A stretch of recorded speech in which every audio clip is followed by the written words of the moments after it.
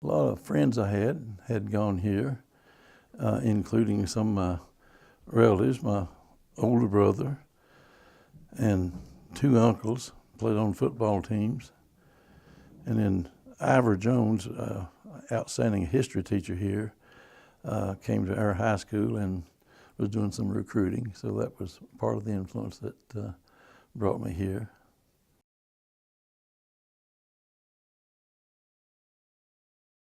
Beauty.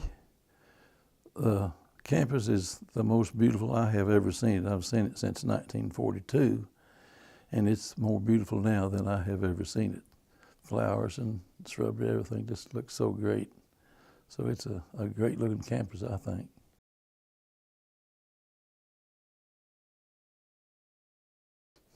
I don't know if there is such a thing. A coach can be a tremendous influence on their athletes, and actually should be. Coaching is teaching, and if you omit that, you have omitted a lot of important things, I think. So coaching, I think, is teaching. It's not just running the X's and the O's, but it's teaching a lot of things in addition to the format of the particular sport that you're coaching.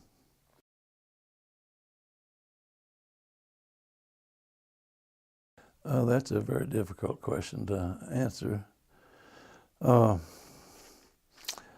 First of all, I wouldn't allow any of my players to use foul language. They understood that from the very first day. It just was something that they didn't do. And I think you've got to teach sportsmanship. It just doesn't happen. Sportsmanship is a thing that has to be learned by a lot of players who haven't been used to it as they came out of high school. So I think it's very important that we teach sportsmanship along with their particular strategies in that particular sport that we're coaching.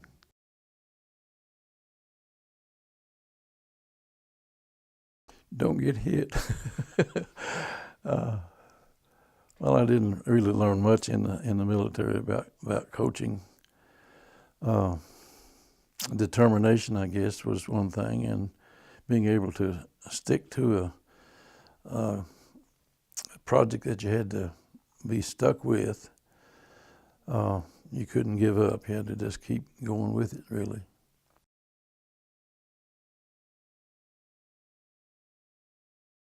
Well, it has improved tremendously. It has grown in size, acreage-wise.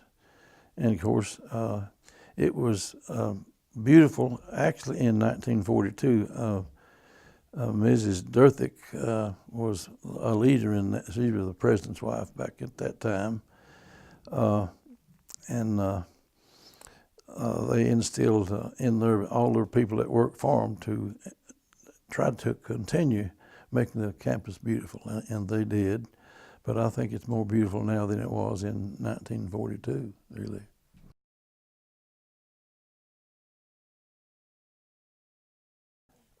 Well, I guess a favorite memory, Milligan had an undefeated football team in 1940. It was probably the first one that was undefeated. My older brother was on that team, and I played on a team 2 years later, and we were undefeated, but we had one tie. So Milligan has had outstanding football over the years. Steve Lacey is, some of you may know, was an outstanding coach here in football particularly, but he coached other sports as well as football.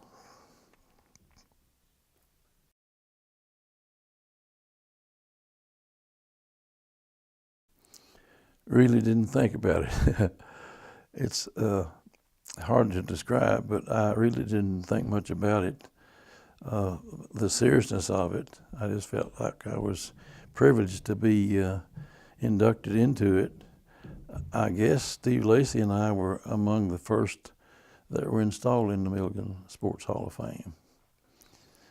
But it's quite an honor, I think.